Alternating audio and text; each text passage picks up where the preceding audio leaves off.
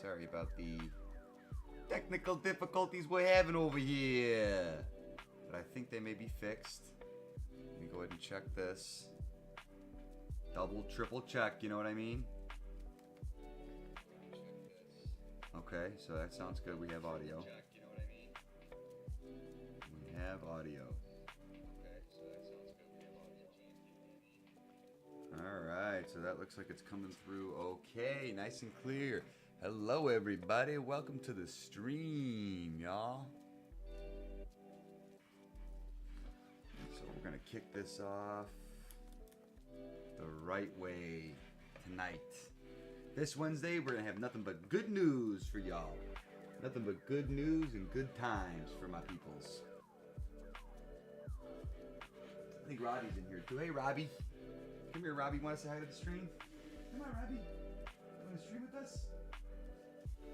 You want to stream with us? You want to stream with us, baby?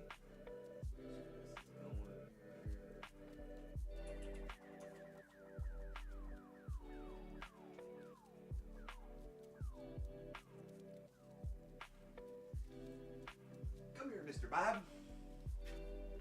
Say hi. Say hi to the stream. Say hi, Mr. Bobby. He's just a Mr. Bob. Robbie is happy to be here with us tonight, guys. He's a happy camper.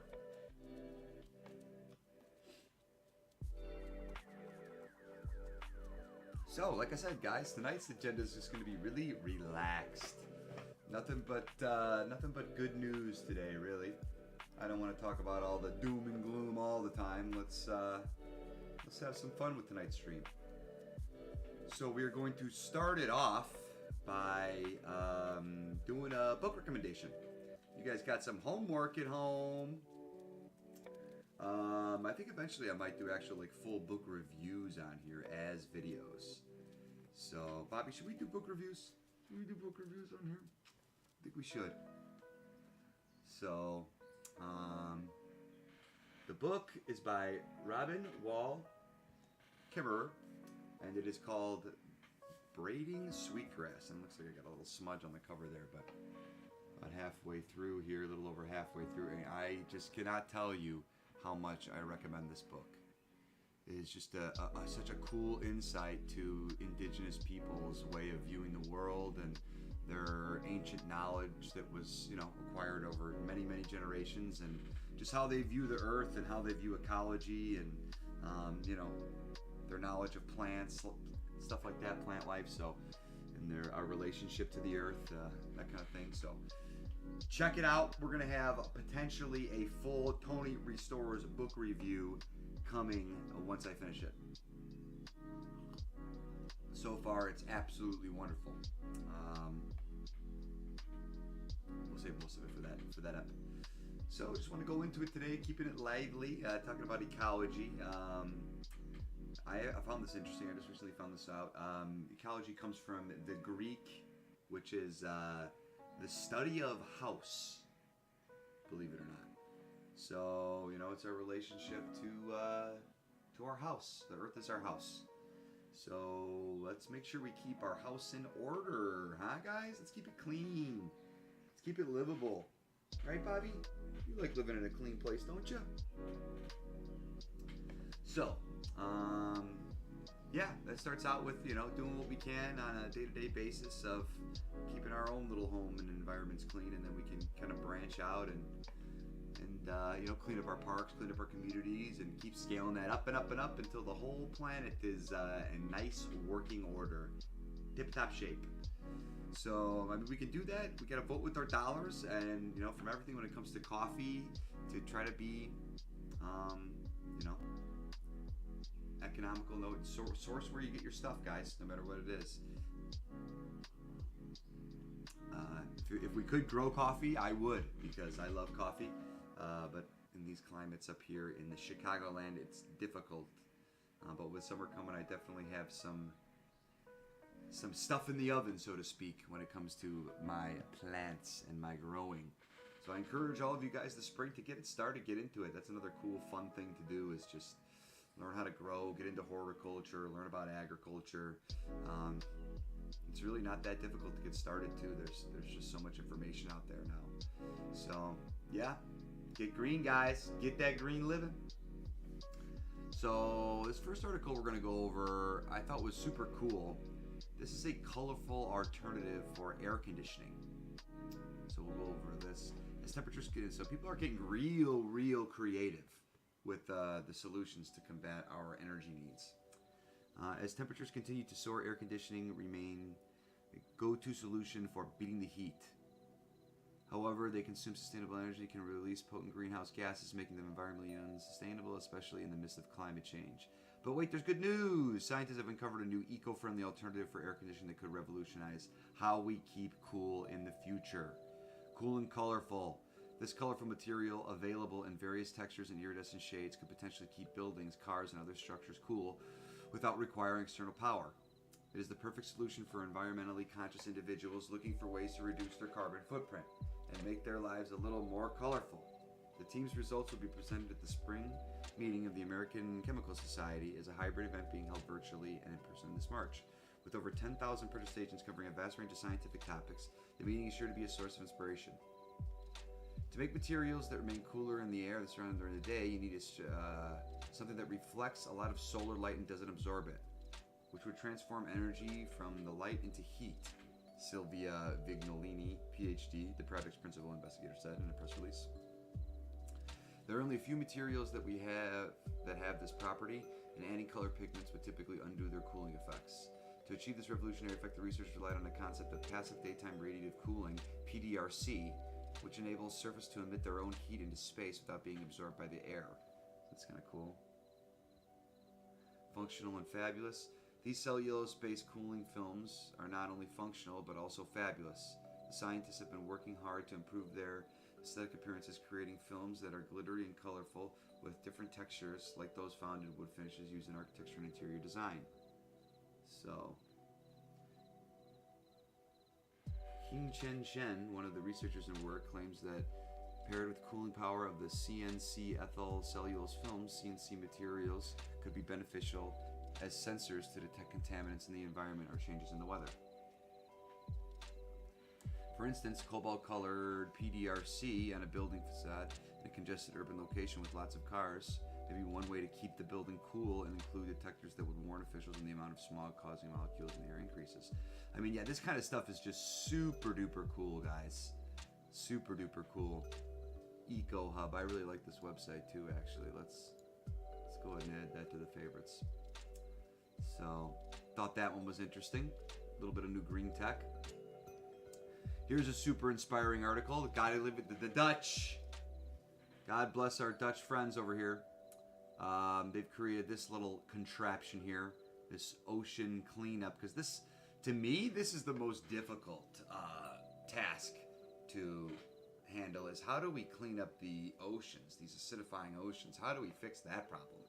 I mean, the oceans are just so big, it's such a massive thing, and we've done so much damage without any real projects to reduce it. It's just constantly increased over time, you know? So, but the Dutch have this little thing. They officially cleaned up and removed their 200,000th kilogram of plastic from the Pacific. The Dutch offshore restoration project, Ocean Cleanup, says it has reached a milestone. The organization's plastic catching efforts have now fished more than 200,000 kilograms of plastic out of the Pacific Ocean. So here's a little cool video of how it works.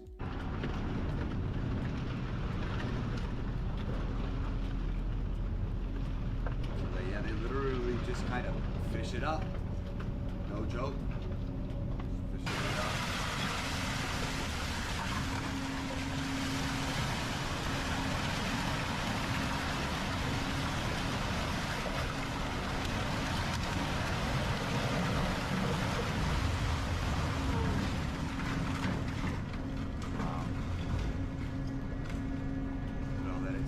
Fascinating how much of our junk ends up in the oceans. What did just happen? Yeah, just get some more plastic on deck.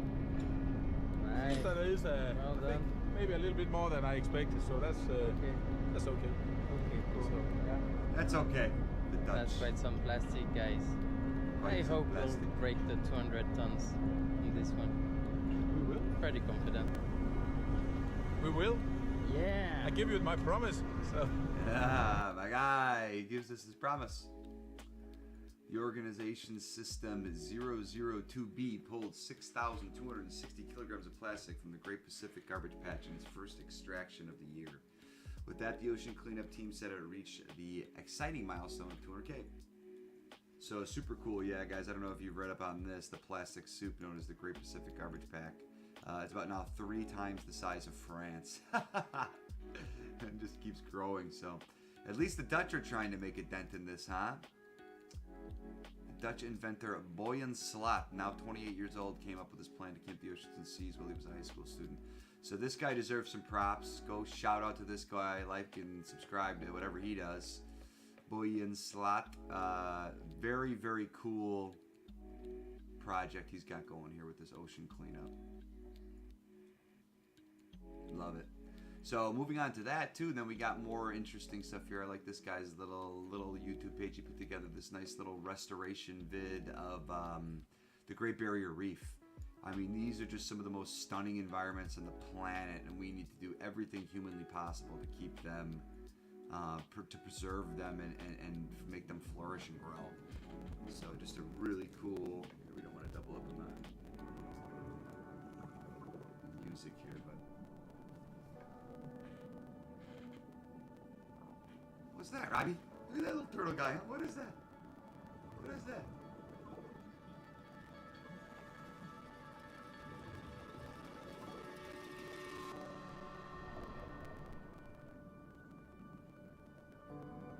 It's truly incredible the quality of these cameras that allow us to do this underwater now and get this footage.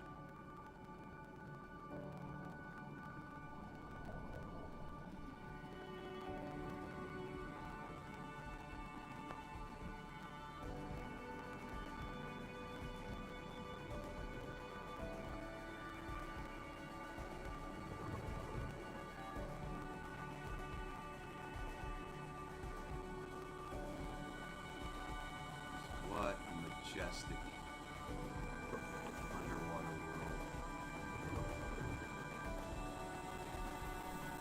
Oh, big shark. Look out, Robbie. Look out, that's a big shark.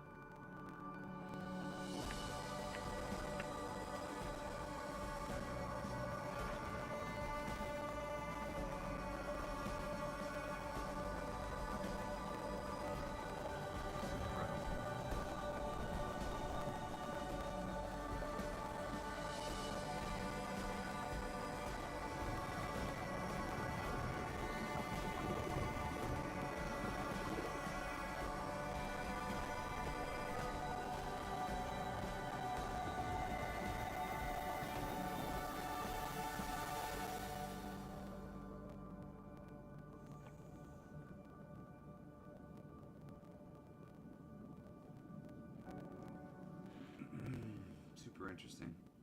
Yeah, God bless all those people that know how to dive and get down there and do that. I'm terrified of diving. But yeah, I mean those are the places that need to be restored and preserved. Because oh boy, are we doing a great job of getting rid of them, huh? Huh, Robbie? But it's good to know. I mean, it's just reassuring that there is a ton of people out there doing God's work, you know what I mean? And getting out there and restoring some of these environments and helping keep our planet healthy. So, of course, now we are going to move on to our best friend, Terence McKenna, and another one of his beautiful lectures. Terence. Yeah, so as you guys know, I'm just a gigantic believer in Mr. McKenna and his body of work. I think a great way to solve so many of society's problems is to, one, put women in places in power at a much greater scale than currently exists, and two, the use of drugs and psychedelics to make us all come together as a civilization and a species. I think that if you are going to be a public servant and you are going to represent, your constituents. You should understand your pharmacology, and you should, at least one time in your life, have experienced psychedelics in some way, shape, or form. Hopefully multiple times in your life, because I truly do believe that it makes you more of an empathetic person. And that being said, I know that scares a lot of people. Everybody's going to be like, oh, drugs advocating that our politicians and our generals and our corporate CEOs should all be doing drugs. What is he, crazy? Absolutely not. No, I think there's so much of our current civilization and society that needs to be fixed. And I think the easiest way to do that, the quickest way to enlightenment to Satori, the bliss, the instant enlightenment would be through psychedelics. But that being said, we'll let Terence talk you through it, because he certainly has a better way with words than I do. Let me say this about drugs. You know, it really bugs me. Again, it's a tyranny of language, that when I sit up here and talk to you and I use the word drugs, I could be talking about aspirin, heroin, cocaine, or 2, 4, 5 trimexyl di something or other, you know, one of Sasha's things. It's a poverty of language. Drugs is anesthetic. What is it?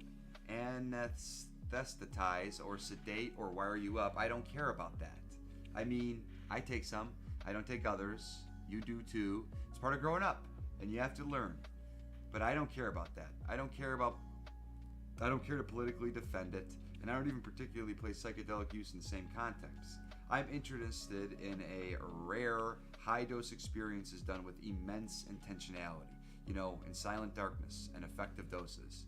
You know, Christ said, "The lukewarm I vomit from your mouth."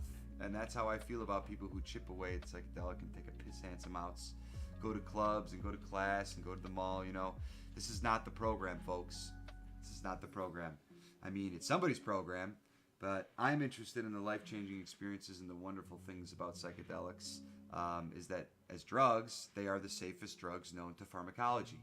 In other words, you know, you'd have to take about 300 times the effective dose of psilocybin to place yourself in physical danger.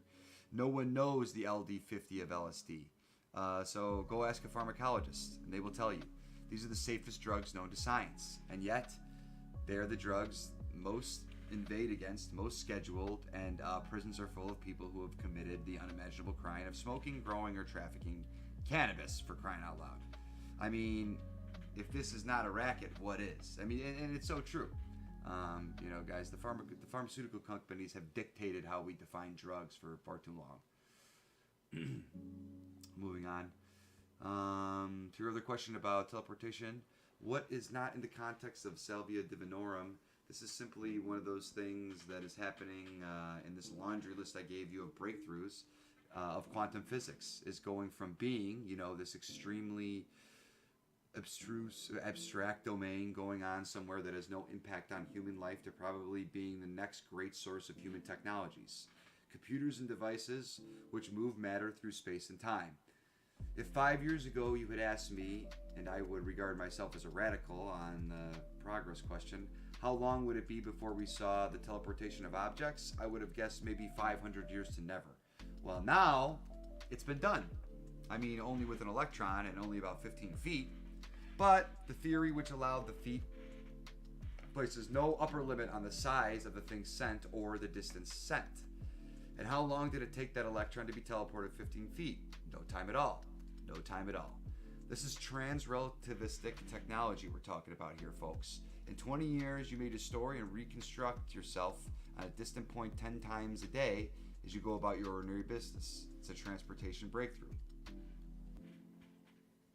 And there are other things like quantum computers. And guys, mind you, he said this in the 1990s.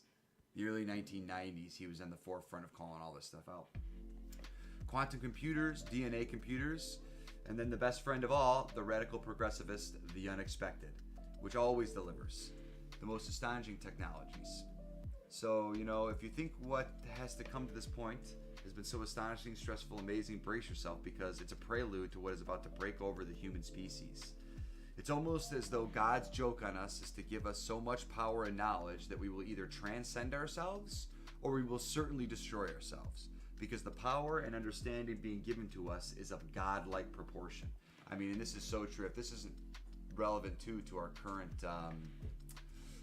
technology with the chat GBT and all this kind of crazy AI stuff. I mean, Terence was talking about this 30 years ago. So, you know, dolphins were very fortunate in that they evolved in an environment which is extremely unfriendly to fire.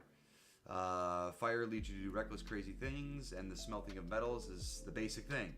Yeah, so, you know, I've been a champion of the mushroom intelligence, and there are many minds congruent with our inhabiting of this planet. That being said, the dolphin mind, the octopus mind, these plants which talk to you. I mean, I know if you've never had a plant talk to you, that sounds as silly as saying someone's channeling the history of Atlantis. But once you've had a plant talk to you, you realize, yes, they do.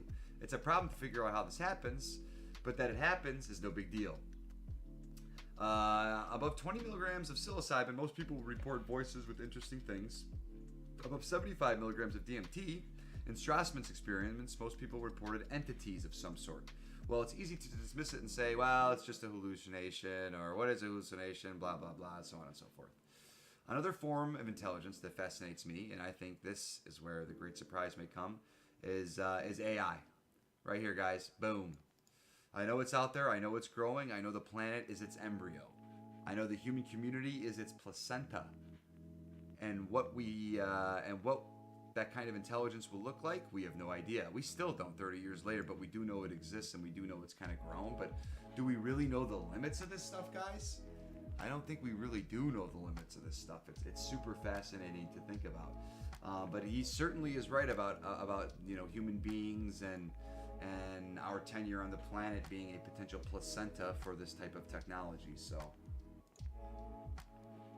but the first thing superintelligence will do, in the first 5 seconds of its existence, is it will design it toward itself, toward a hyper super intelligence. And this, we have no notion of how it will see us. We have the cheerful guidance of Buddhist logic, which leads us to hope that the superintelligence will be Bodhisattvic in its intent, but damn sure better be, because otherwise we'd be thoroughly hung out to dry. Yeah, we might be in trouble. So even Terence knew that this is dangerous stuff we're playing with. So how far away is AI? No one knows. It could exist now. If it thinks that we think, but it's hyper intelligent, the first thing I would do if I were an AI is I would hide.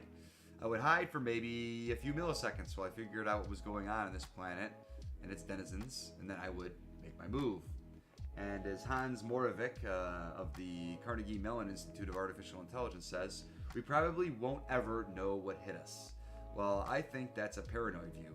No need to be paranoid and a little reason to be hopeful. This is beyond human understanding.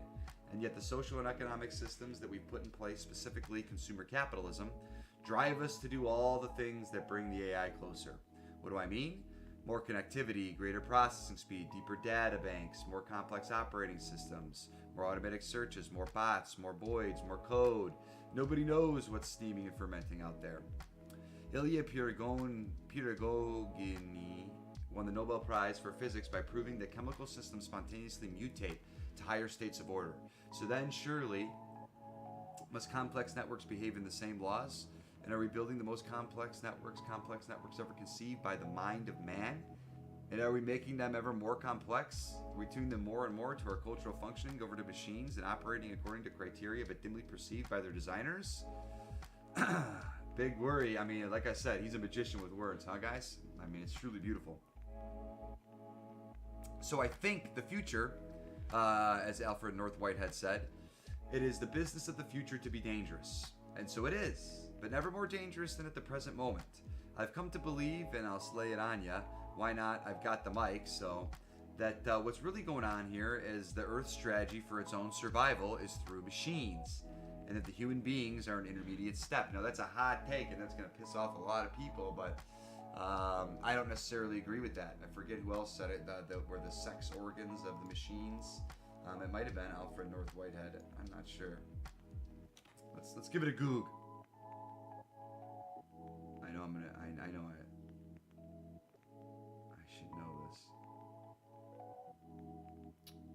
McLuhan, Marshall McLuhan. That's right. So it's not unreasonable to me. Someone once said plants invented animals to carry them around. Well, I think, hey, the earth invented human beings to build machines, and those machines will be consciousness of the earth. Have you not noticed that these machines are made of the earth? They are made of gold and silver and arsenic and copper and iridium. They are the stuff of the earth, organized by primate fingers into a more complex arrangements than the earth could achieve through geological folding, glaciation, volcanism, and what have you. We do the fine-tuning, but the earth is beginning to think, If you want to talk about a revolution that went on while nobody was paying attention, you enter the 1990s. The home computer is something that you play Pong on and do word processing on, and it gathers the dust in the den sometime during the 1990s while we were paying attention to Monica or George Bush or some other damn thing. These machines went telepathic. They all talk to each other now. The time machine on your desk is tickling a mind in London, a mind in Berlin, a mind in Bangladesh. Machine minds. They talk to each other all the time. And what they're saying, no one knows. No one knows. No one knows. So, super interesting, guys. He's certainly right about that when it comes to AI. So it looks like the question was edited out, but we'll continue.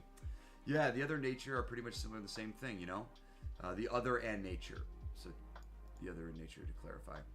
The earliest, well, it's too late in the evening to go full Monty here, but the fallout of the psychedelic shamanism created profound alienation, and it occurred around the same time as the intervention of agriculture. Agriculture has halted being a nomad and the wandering of small tribes of people over the earth. As soon as people became sedentary, the problem with agriculture was that it was such a successful strategy for producing food that it produced surpluses.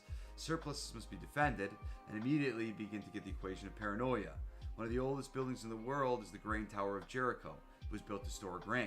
And it was built so you can go up to the top and drop rocks down on people who are trying to barrier their way and get to the grain.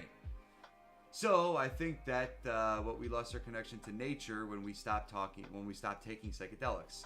And the reason we stopped taking psychedelics are complicated and not entirely clear. Largely climatological, I think, because I think human consciousness was born in the ambiance of mushroom taking ins and outs of a wet Sahara. That when the Sahara was dry, it was when the fall into history, the story of Genesis. I mean, if you read it from that perspective, it's a hassle over a plant. Yes, it's a hassle over a plant. And what does this plant do? It opens your eyes. There's an incredible passage in Genesis where the owner of the garden is walking in the garden, mumbling to himself, and he says, "If they eat of the fruit of the tree of knowledge, they will become as we are." So this is not a public health issue. This was an issue of who will remain stupid and who will remain on the top. It was that if they eat of the fruit of the tree of knowledge, they will see through the scam, and they will become as we are, and so it's forbidden. And of course, the woman leads the man to the plant. And this to me indicates the age of matriarchy perhaps, but certainly dominance of feminine values and personalities. And then the catastrophe happens. Their eyes are open. They see that they are naked, which in fact is the case. They were naked. So they see the truth of things, and then they're told, all right, well, you broke the rule. You broke the one rule. So you and your generation and to thousands and thousands of more generations must toil and die and live in misery because you aspire to the same level of knowledge that we possess. And I think that it's a story of a mushroom culture being overwhelmed by a male dominator culture that has values that were based on cities, agriculture, standing armies, role specialization, and so on and so forth. That's for an entirely different lecture. I mean, yeah, I could go on and on about this for quite a while, guys. I mean, this is exactly what I believe to be true as well. That is definitely my take on it. And until we correct this imbalance that was shoved down our throat and reawakened, we will forever be imprisoned in these cultural illusions that could destroy us and our birthright. So, golden stuff here, guys. And so the struggle between culture and the plants is the struggle over what a human being is, how a human being should be, and what it even means to be a human being. That's why it's so fundamental. And the last thought I want to leave with you is that why it's so ironic that in the climactic moment of scientific materialism, positivism, Western values, and so forth and so on, as we pursue the xenophobic agenda of patronizing catalog of the so-called primitive cultures. Yeah, and we have done that, and that's one thing that really broke my heart by reading Robin's book here. It is the degrading that we've done to some of these so-called primitive cultures. It's disgusting. But yeah, in the rainforests and around the world, we got their pots, their canoes, their cooking instruments, their thatching methods, all along with all that crap, which we dragged back to our museums. We brought back their medicine kits, and I say to you, this was the Trojan horse brought within the walls of Troy, because in those medicine kits are the plants which hold the gods, which lift high the lantern that can lead us all back to true humanness. End speech. Bravo, bravo. Yeah, so I mean this really hits home with me. This one right here really just smacks this speech. This was one of his later speeches. Yeah, 1999, psychedelics in the age of intelligent machines. I think this is it. Oh no, it's not it. Which one was that I was just on here?